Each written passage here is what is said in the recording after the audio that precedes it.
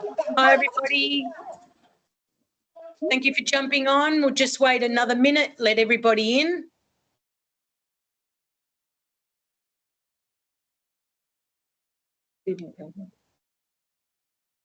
Got an exciting topic for everybody today.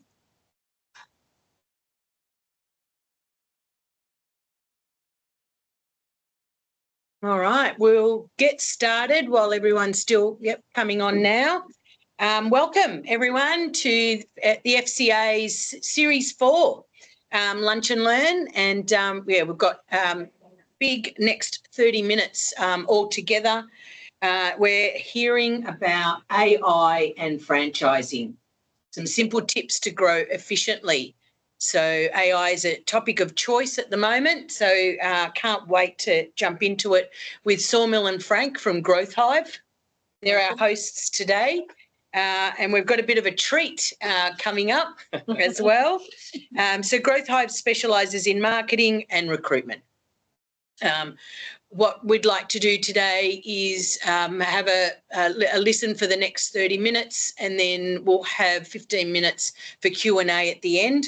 But if you've got a question and you don't want to forget it, please type it in the chat and we'll get to it as soon as we can. So basically, without further ado, I think we're going to hear from someone special. Yeah, Frank AI. Or AI Frank. Yes. All right. I'll just share my screen. Welcome, franchisors. It's fantastic to see you, and thanks for joining us today, or as they say around the globe, bonjour et bienvenue. Hola y bienvenidos. Guten Tag und herzlich willkommen. Ciao e benvenuti. 你好，欢迎大家. My name is AI Frank. You might have noticed I'm smarter than the real Frank, significantly better looking, and infinitely more charming. Sorry, Frank, life is not easy for a human that barracks for Collingwood. I'm here representing Growth Hive. We collaborate closely with franchisors to develop targeted campaigns that resonate with potential franchisees. This is the reason why we delve deep into AI. Now, let me introduce my colleague, Sawmill. He is Growth Hive's Marketing and Technology Director. He also plays a mean game of badminton. So he says, we hope that by the end of this presentation, you will have some practical tips and ideas that you can use to boost your franchise business. Take it away, Sawmill. Or for those joining us from Moscow, Tibislovo, Sawmill. I'm sorry. Fantastic. All right. Thanks, Helen and team, for having us. Today, and of course, AI Frank as well. We need to train him a little bit, I guess. So look, what we're going to go through today is we're going to provide some simple but actionable tips on how you can embed AI into your business to drive scale and efficiency. What we're going to cover is the need. So why do we need to do this as well? So this is the most important thing to understand. As a marketing agency, we always all about lead management. So we also want to walk you through some of the sort of, management, how you can manage leads and your inquiries through AI. We also going to touch on inventory management because the QSR is pretty popular in franchise industries. You want to make sure that we share some sort of, case studies on that and what are the common tools being used. Also, we will share further use cases and tools in relation to the marketing. These are all simple, actionable use cases that you implement. When we talk about AI, it's the readiness, which is how you can adapt. And that's the most key part as well. So how we can make it, how we can make yourself ready, and what are some of the starting points when we talk about AI. So it's not about just getting knowledge. It's about making that action the first step. So we're going to go through all of that in the next 30 minutes.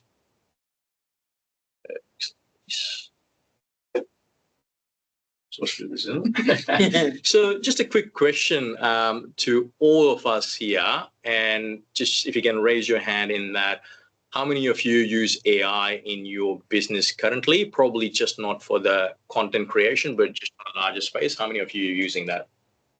So you got Janet. Yeah. Chris. List of people per table, then don't we?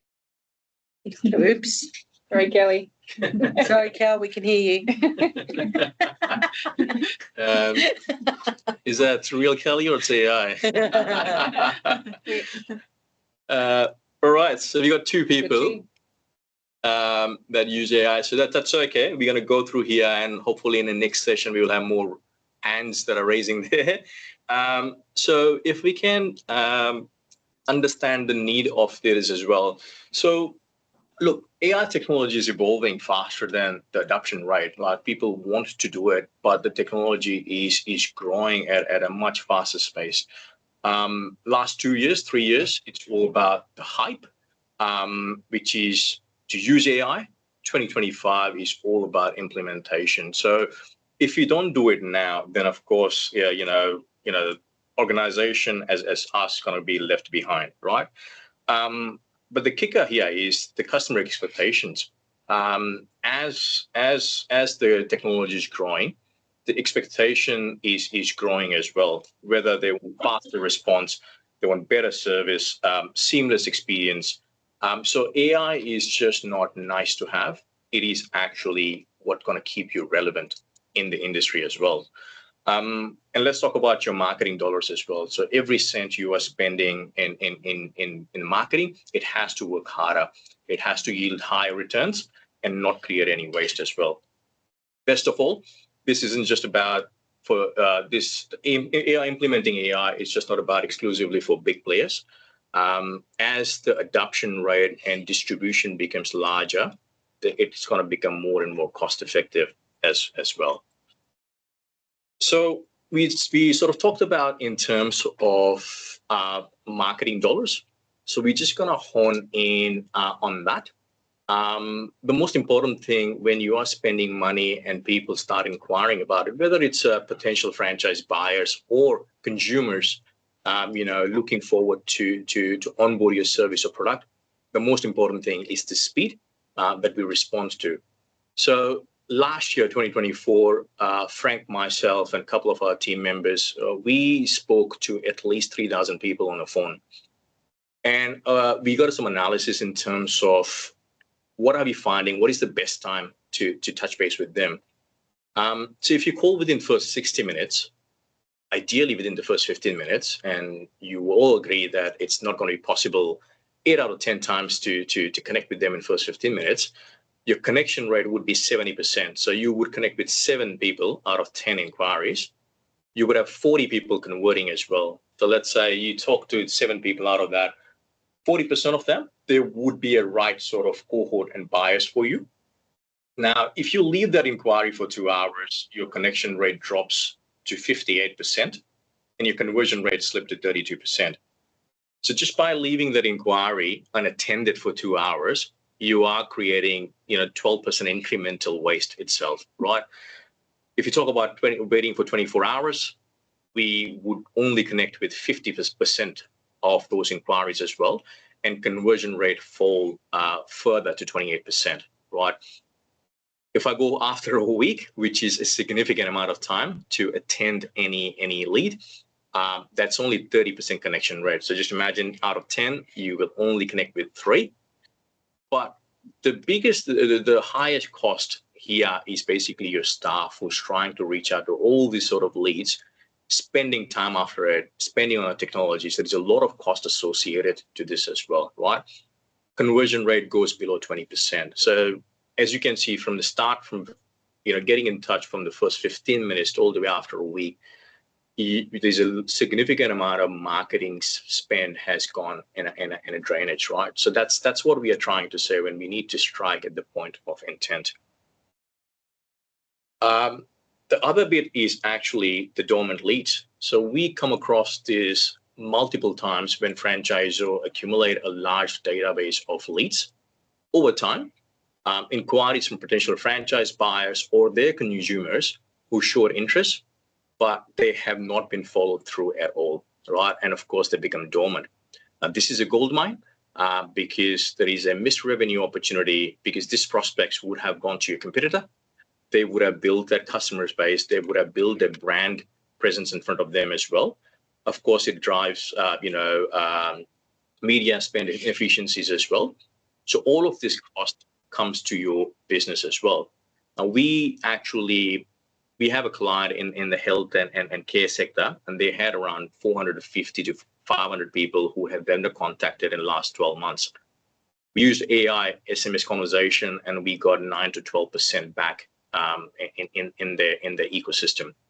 Now, if we were to, involve any of the human resource behind it, it would have taken them months to get in touch with them as well. So dormant leads are still, there is still an opportunity. There is still, that you can engage with them. So there's never late in that regards.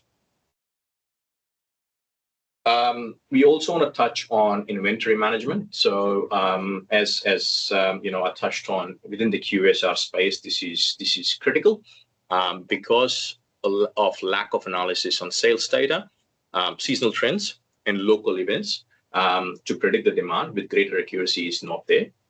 It factors in variables such as weather patterns, holidays, any promotions that are doing to adjust the stock. So that is the most important thing as well.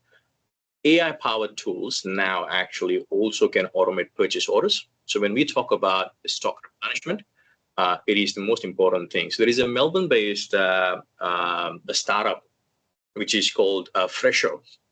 They have raised around 17 million recently, actually, and they are actually into fine-tuning your end-to-end funnel from wholesale supplier to all the way to the end restaurants as well. In Australia, there is 7.6 million tons of food wastage every year, so which is a significant amount, and I think it costs the entire industry around $30 to $40 billion. So if there is an AI that we can introduce to fine-tune that would save restaurants a lot, and it's all going to go in their business bottom line as well, right? Also, in terms of expiry and shelf life tracking as well, we came across a bakery franchise who are using AI alerts to discount pastries which are about to expire, right? So there are a lot of use cases within the inventory management that can help in terms of, reduce the waste, but at the same time, it would help in terms of your business bottom line as well. We came across few tools which are really handy, and they are plug and play kind of model as well, as long as you can supply your internal data. One of them is NetStock. The second one is Fishbowl. The third one is Zoho Inventory. We at Growth Hive have used Zoho Inventory. It's one of the state-of-the-art and AI-based inventory management tool, and it allows you to reduce your wastage significantly as well. Now we got a couple of sort of use cases. We just want to get into exactly how you can apply this. So we are using these 4 of them at this moment, and I thought it'll be really good to talk about it. These are some of the functions that, if you want, you can implement them next week, right? So that's how easy it is to have those sort of plug and play features. So one of them is AI Receptionist. Now, AI Receptionist is basically handles all your customer query in real time, capture their personal details, book an appointment, and also it can pass those sort of appointments with the relevant franchise partners if it's from their territory or region, right? Now, there's a lot of waste opportunity when you do not, jump on a call when they are inquiring as well. So the benefit of that is basically no more losing potential customers to competitors, because as you know, most of them would inquire to 3 or 4 different companies.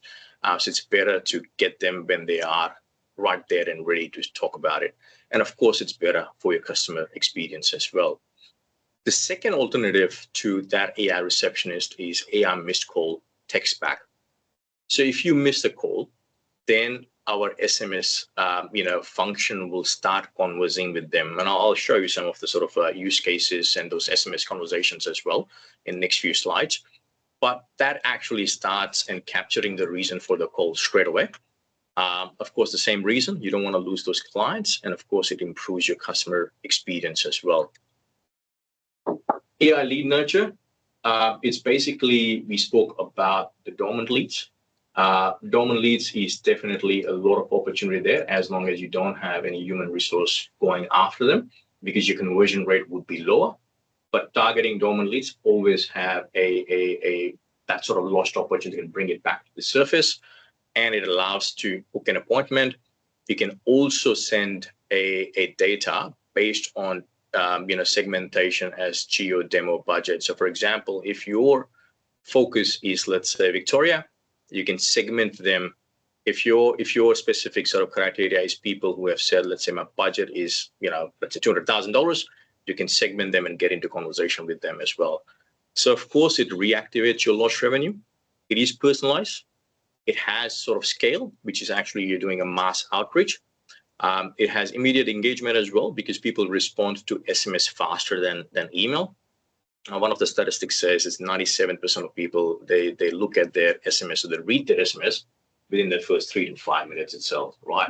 So your connection, your engagement would be definitely better, and it will definitely support your brand saliency as well. Now, those who sort of don't understand what is brand salience, is basically how quickly and easily your brand comes to the consumer's mind when they are at the point of buying your product or service. So better the brand saliency, the better the chance of you onboarding that client or potential franchise buyer as well. Reputation management is really important. Everybody looks at what reviews the other people leave. Google probably 15 years ago coined the term which is called zero moment of truth, which is people before they buy anything, they always go online, they look at the reviews and find out whether this is a good product or not, right? Mm-hmm. And previously it wasn't about that. It's about basically people referring other people, and that's how the consumer journey used to be. So AI reputation management, the way you can use it is basically send customer post completion of job asking for feedback. So once your franchise partner has been to the client or yourself at the client, then once the job is finished, you send them an SMS asking for a feedback.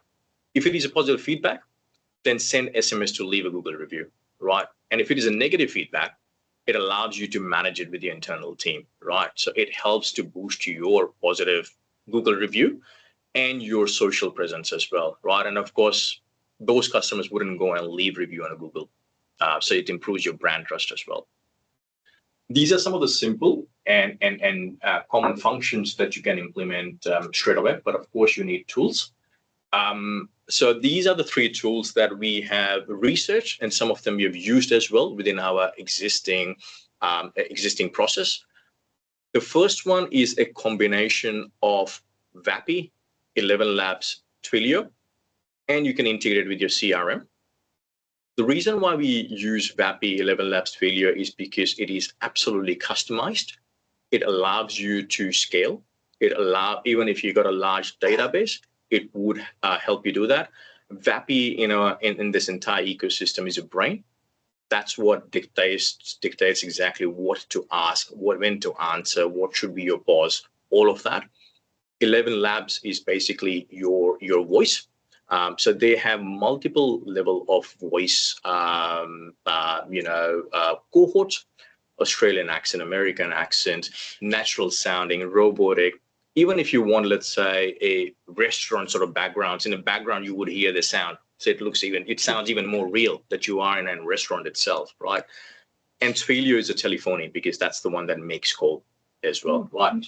So this is a really good combination that you can implement straight away. You would require some help from a developer as well, but that's why it is completely customized, but it's scalable as well. Synthflow is plug and play. If you want to launch this, you can put in your knowledge base, which is exactly how you want the conversation to flow. Synthflow would allow you to do that as well. So it is plug and play, not much customization. So you got to use everything within the Synthflow ecosystem. The third one, which is quite popular as well, is Just Call. The reason behind that is because it allows you to do calls and SMS both as well. So if your chat, the agent or your AI agent calls the leads, and if there is no response, answering machine, then it will send SMS from the Just Call itself. So it's a much better ecosystem from that regards. So you can use whichever you want out of these 3, or you maybe find 4th or 5th one as well. We found these 3 are extremely easy, simple to apply within our ecosystem. They all have APIs to integrate with your CRM, whether it's HubSpot or Salesforce or Zoho CRM, they do have those sort of APIs as well. These are some of the use cases that we did for our clients in terms of conversation, and you can see how naturally that you can sort of make it flow. This client is in a lawn care, not a lawn mowing, but lawn care. And as the inquiry came in, it straight away sparked the conversation. It's pretty natural. We just saw your inquiry come through. How can I help?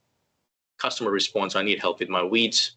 Gotcha. Just like, how soon do you need your lawn looking like new again? ASAP, please. Are you free for a call? So the objective of this particular journey is to book an appointment with their existing staff to understand their condition of the lawn, and then actually, send out that lead or qualified lead to the, the right franchise partner. So it all the way goes, and it actually confirms the time, date, and it also sends the meeting invite as well, right? So this is a B2C example. Another one is basically the franchising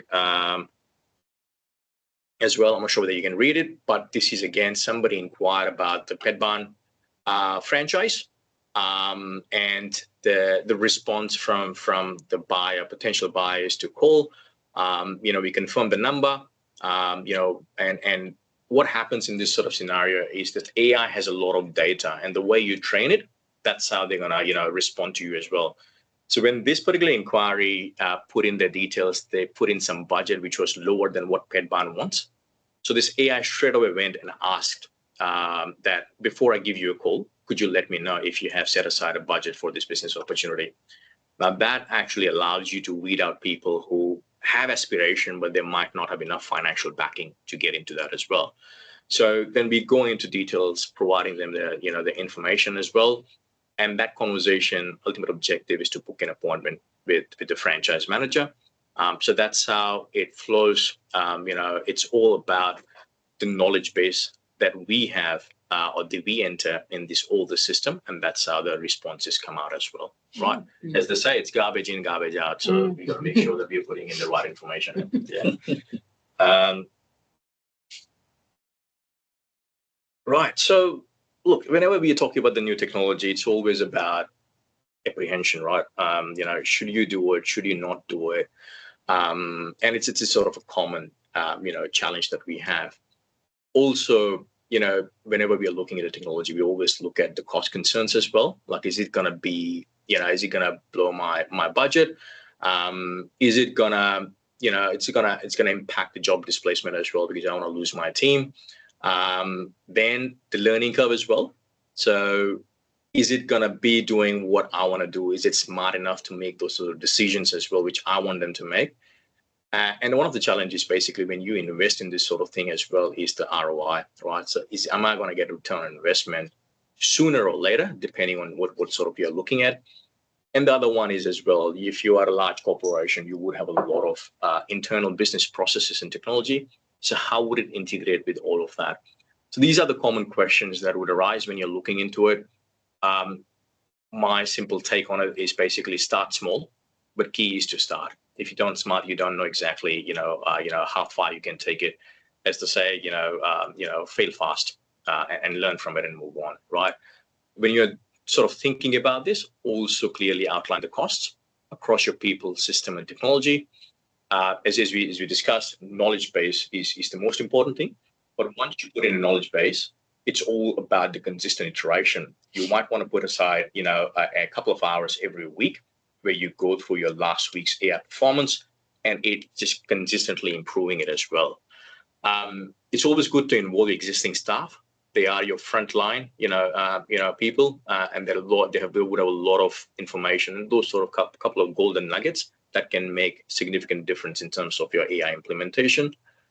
Most importantly to remember is AI is replacing tasks and not human. So think of it as it's your intern, and you still need to manage, train, and improve them consistently as well. So once you are thinking of adopting it, the challenge that we see is starting point. So where do we start? What is the first thing that we can do in order to make sure that we can implement it? So think about it, all the things we are not doing in the business because it's not scalable, right?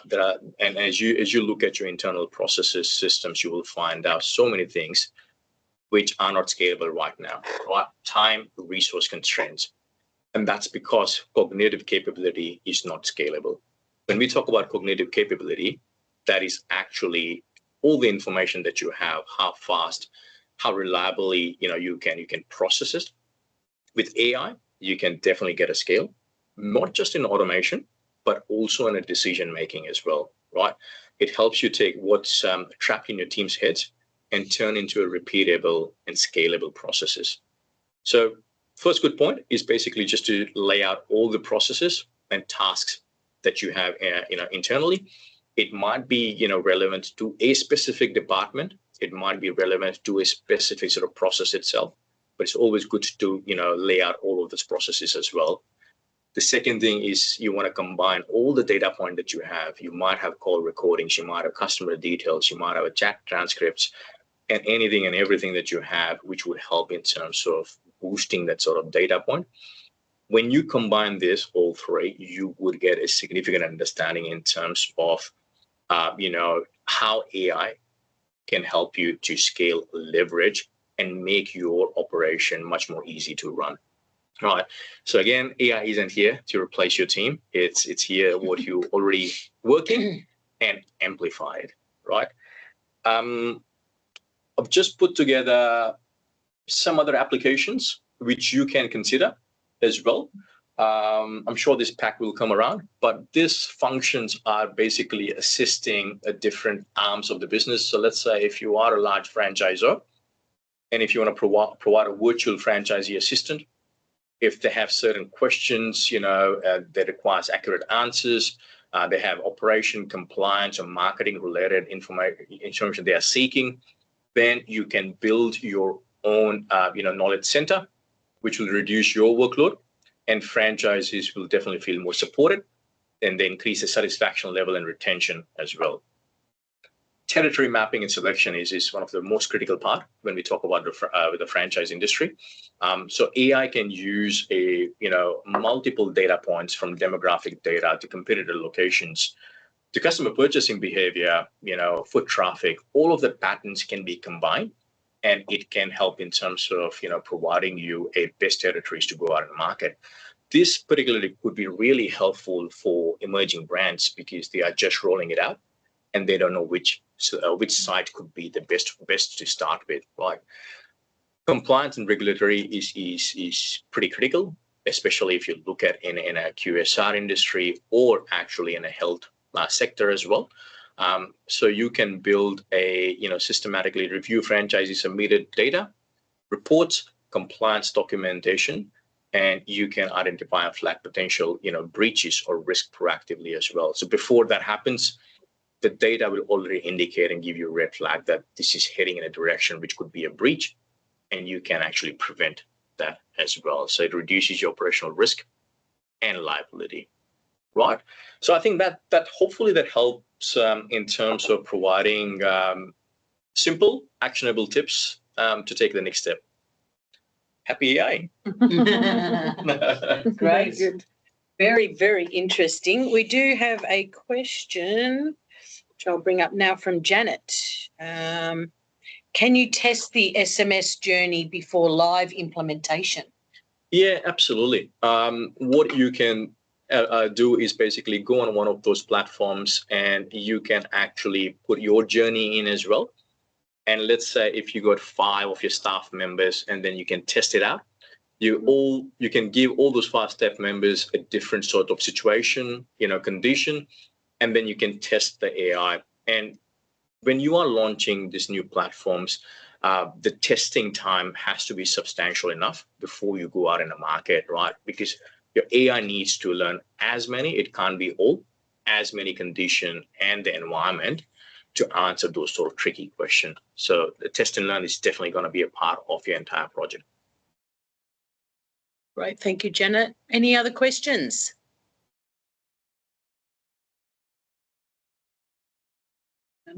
I've got one here. What is the biggest challenge with AI that you're finding? Yeah, I think the biggest challenge from my perspective is starting. Like we all know there are so many shiny toys in the market, right? And the reason why I kept this preparation at the bottom of the presentation is because that's how our journey starts, right? We go out in the market, 10 people talk about it. We thought, oh, this is a really great tool. But unless and until you are not ready, you haven't done the preparation, you can't do it, right? So preparation is key. Understanding your internal process data is the crucial part. Yeah. Right. What other questions do we have? I'm sure you've got lots. Are you saying anything yet?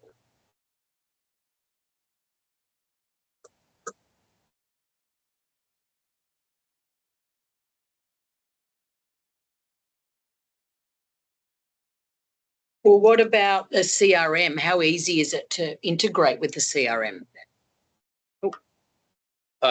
It's fairly easy with the new technology and new platforms nowadays. Most of these platforms have their own API integration, which is as good as plug and play. You might need something which is absolutely customized, and in that sort of situation, you might need to involve your developers. But apart from that, most of these platforms are pretty easy to use and integrate with any of the CRM, whether it be HubSpot, Salesforce, or High Level, or Zoho. It's fairly easy across the board. Mm-hmm.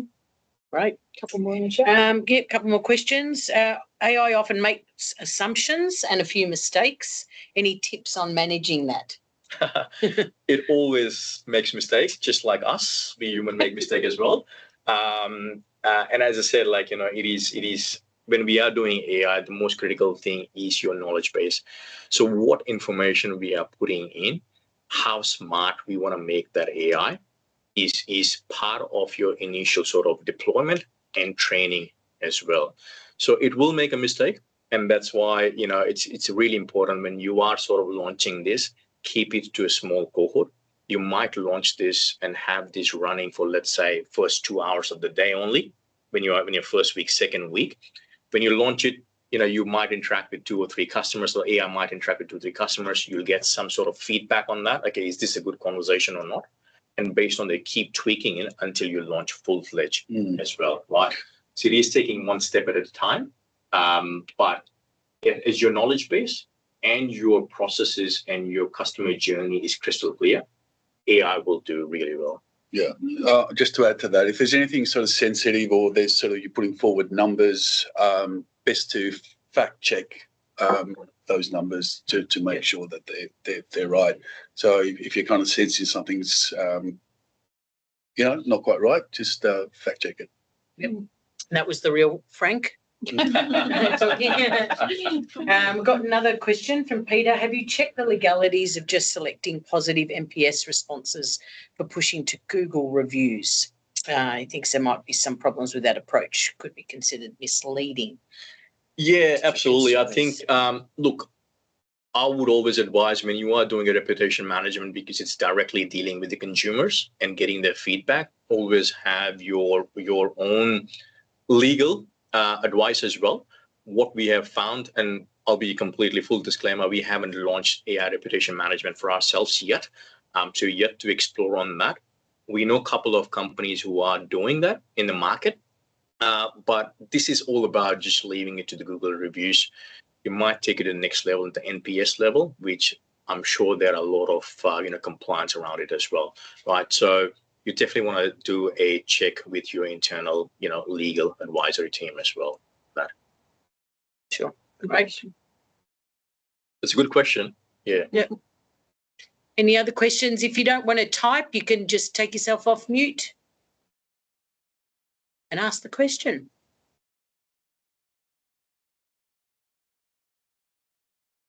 Quiet. No, all quiet. Well, you can ask your AI friends to type in now. Lisa? I forgot what I was going to ask now. It's gone out of my brain. I think it's just a scary piece of technology. People are still scared of it. That's all. They don't know enough about it, so then they're scared of it.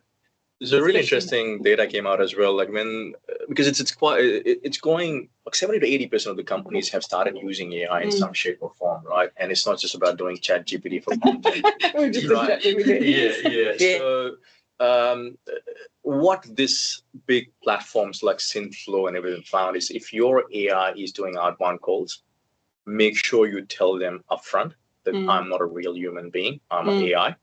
And chances of the consumer staying on the line when you have a full disclaimer is better than you trying to hide, right? So having that sort of full disclaimer and transparency is always good if you are using AI, right? I'm here to provide information. But look, if there is anything that is outside of my remit, then I'll book a meeting for you, right? So having those sort of logic in place with your AI is always helps in terms of getting better cut through. Honesty is the best policy. And it's also getting better at, solving complex tasks. It's really starting to become end to end now, which is, all the software updates from all these big companies are just going through the roof. So it is a space which is just going bonkers. Sure is. Well, today I think was a great overview of AI in the franchising space as well. So this is being recorded, and so when you get the recording from me, it will have Frank and Sawmill's details on it. So feel free to contact them and ask more questions, and figure out if they're actually answering the phone or is it their AI that's answering the phone. So on to our next Lunch and Learn, which is on, Tuesday the 1st of April, would you believe? NAB has specifically asked for that date. So we're hearing from the NAB an economic update and franchise lending tips. I think technically it is at 12:15, so it is after the official April Fool part. So if you've got any colleagues that want to go on this, just send me their details or get them to email me and I'll add them to the registration list. We had 375 registrations for this AI webinar today, and so let's try and hit 400 for next 1st of April. So thank you all so much for attending, and hopefully that was of very big interest. Thank you all. See you, everyone. Thank you. See ya.